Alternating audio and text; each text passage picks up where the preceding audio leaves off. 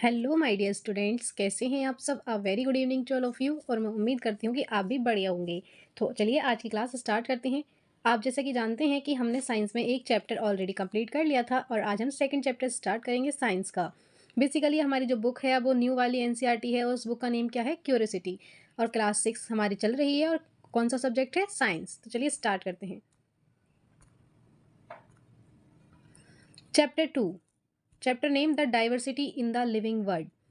It means जो हमारा living world है जिसमें हम रह रहे हैं उसमें डाइवर्सिटी, इट मीन्स वेराइटीज़, कितनी वेराइटीज़ हैं, क्या क्या वेराइटीज़ हैं, वो सब आज हम इसी चैप्टर में पढ़ने वाले हैं। सबसे पहले ये समझना ज़्यादा ज़रूरी है, what is diversity in the living world. इस लिविंग वर्ल्ड में डाइवर्सिटी क्या है आखिर। तो डाइवर्सिटी का मीन्स आप यहाँ पे देख रहे हैं, डाइवर्सिटी मीन्स वेराइटी। डाइवर्सिटी का मीनिंग क्या है, varieties. The living world on earth has many different types of organism. जो हमारे वर्ल्ड है, ये अर्थ है, अर्थ पर जितने भी ऑर्गेनिज्म रहते हैं वो सभी डिफरेंट डिफरेंट टाइप्स के हैं और बहुत सारे हैं, ये भी हम जानते हैं। और सभी अलग अलग तरीके के हैं, ऐसा तो नहीं कि सब सेम है, नहीं, सब अलग हैं। लिविंग ऑर्गेनिज्म इंक्लूड उसमें, और ये जो लिविंग ऑर्गेनिज्म है इसमें क्या क्या आ जाता है, प्लांट्स आते हैं, एनिमल्स आते हैं, micro organism, टिनी living things. Micro organism का मतलब होता है ऐसी बहुत सी छोटी छोटी चीज़ें, ऐसी बहुत सी छोटी माइक्रो ऑर्गेनिज्म। माइक्रो ऑर्गेनिज्म का मीन होता है ऐसे बहुत से छोटे छोटे कीड़े जिन्हें हम देख भी नहीं सकते, नेक्ड आई से नहीं देखे जा सकते, उनके लिए हमें माइक्रोस्कोप की नीड पड़ जाती है। All living organism are different in. ऐसे लिविंग ऑर्गेनिज्म जो डिफरेंट होते हैं, कैसे होते हैं, shape, size, habitat. Habitat means उनके रहने की अलग अलग जगह होती हैं हर किसी की। फूड हैबिट्स, उनकी हैबिट्स जो फूड की होती हैं वो अलग अलग खाना खाते हैं अपना। और उनका बॉडी स्ट्रक्चर, कि बॉडी स्ट्रक्चर किसी की बिग होती है, किसी की स्मॉल होती है। तो ये होते हैं ऐसे कुछ चेंजेस, ऐसी वेराइटीज़ लिविंग थिंग्स में जो इस वर्ल्ड पर एग्जिस्ट करती हैं। आई होप आपको ये बहुत अच्छे से समझ में आ गया होगा डाइवर्सिटी का मीनिंग, कि डाइवर्सिटी आखिर होती क्या है। जस्ट इतना मीनिंग है कि डाइवर्सिटी मीन्स वेराइटीज़, डिफरेंट प्रकार की, बहुत ही तरीकों की डाइवर्सिटीज़, वेराइटीज़ जो लिविंग ऑर्गेनिज्म में पाई जाती हैं। किस किस बेसिस पर पाई जा सकती हैं, shape, size, habitat, food habits और बॉडी स्ट्रक्चर, बहुत सी चीज़ें ऐसी होती हैं। Next is why is there diversity. Diversity क्यों है। Living things are different because, सभी जो लिविंग थिंग्स हैं वो डिफरेंट हैं क्योंकि they live in different environments, क्योंकि उनका रहने का एनवायरमेंट अलग अलग होता है। सपोज कि ह्यूमंस जो हैं वो अपने घरों में रह रहे हैं और जो एनिमल्स हैं, big animal like tiger, lion, वो कहाँ रहते हैं, फॉरेस्ट में रहते हैं।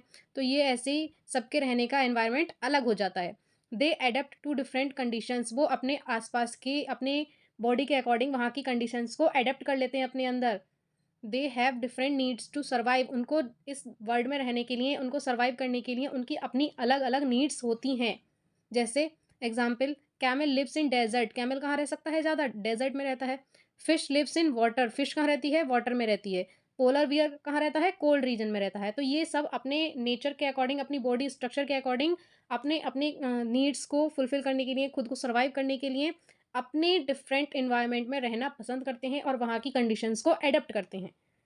सबका रहने का तरीका अलग होता है, इसीलिए ये डाइवर्सिटी यहाँ पर आती है। Plants and their diversity. अब बात करते हैं प्लांट्स पर और उनकी डाइवर्सिटी कैसी होती है। फर्स्ट है, plants are divided into groups, different groups. Plants कैसे कैसे डिफरेंट ग्रुप में डिवाइड किए जाते हैं। जैसे ट्रीज, एक आता है ट्रीज जो कि टोल होता है और स्ट्रॉन्ग प्लांट होते हैं। टॉल भी बहुत होते हैं और काफ़ी स्ट्रॉन्ग होते हैं। Have a hard woody stem, उनकी जो स्टेम होती है, जो वुड होती है, वो काफ़ी हार्ड होती है, हम उसको ईजिली ब्रेक नहीं कर सकते।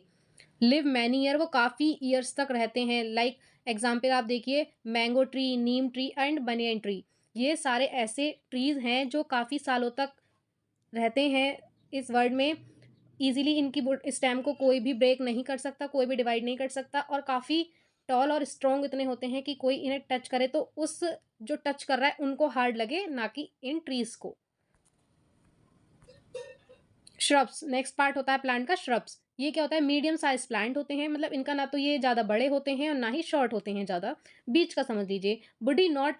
Woody but not very tall, इनकी वुड होती है लेकिन कुछ ज़्यादा बड़ी नहीं होती। ब्रांचेस ग्रो फ्रॉम बेस, इनकी जो ब्रांच निकलती हैं, जो उनके अलग अलग डिफरेंट टाइप की टहनियाँ निकलती हैं, वो इनके बेस से ही निकलती हैं। इट मीन्स ज़मीन से ही ज़्यादातर निकलती हैं, बाद में वो फैलती हैं।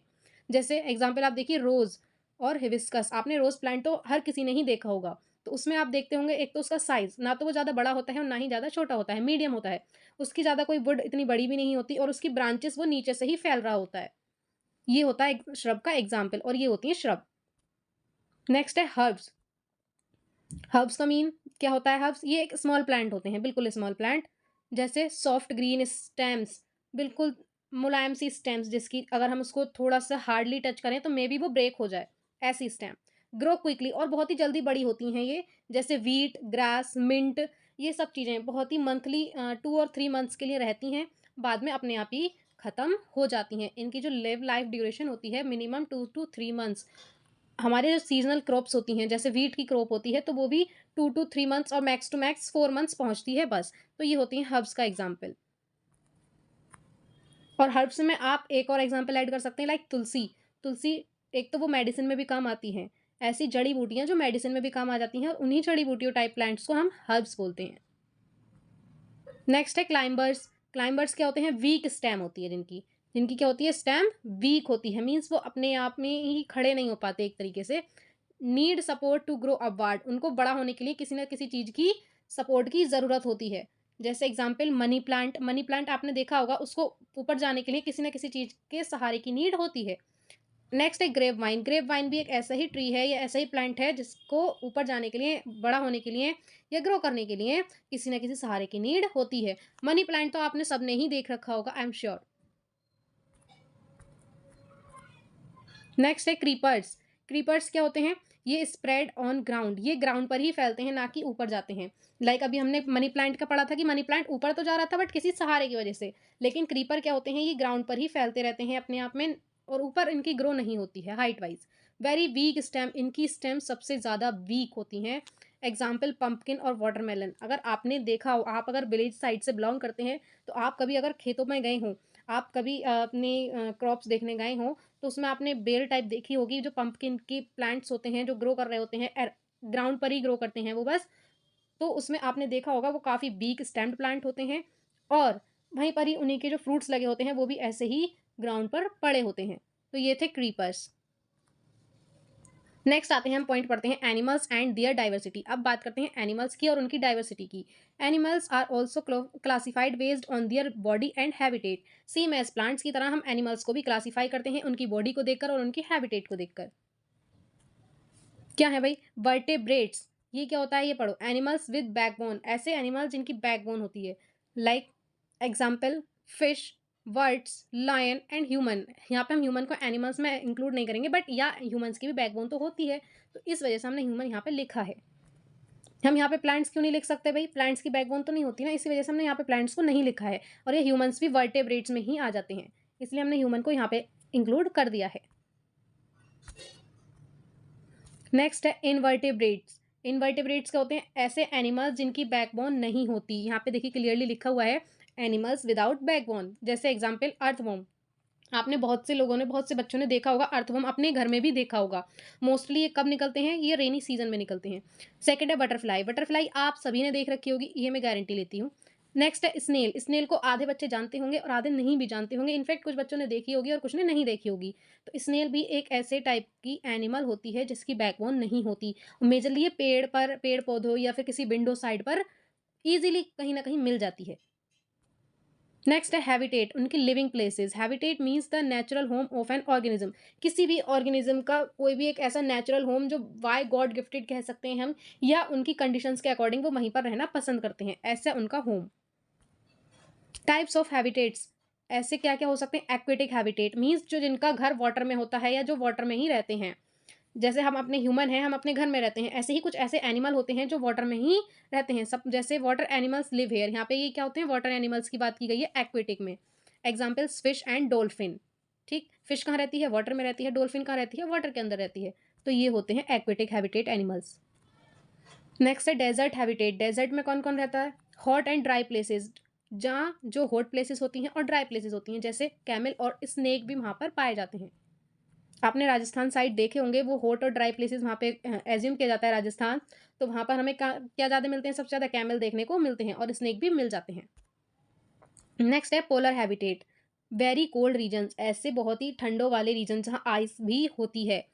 अभी आपने इंस्टाग्राम पर एक ट्रेंड देखा होगा पेंगुइन का, आपने बहुत ट्रेंड चला था, तो उसमें क्या था वो जो पेंगुइन का ट्रेंड चला था उसमें वो जो जहाँ पर वो पेंगुइन था वो भी तो एक कोल्ड रीजन था ना, तो इसीलिए ये पोलर हैबिटेट वो वहीं होते हैं जो वेरी कोल्ड रीजन होते हैं और वहाँ पर कौन-कौन एग्ज़िस्ट करता है पोलर बियर और पेंगुइन, ठीक?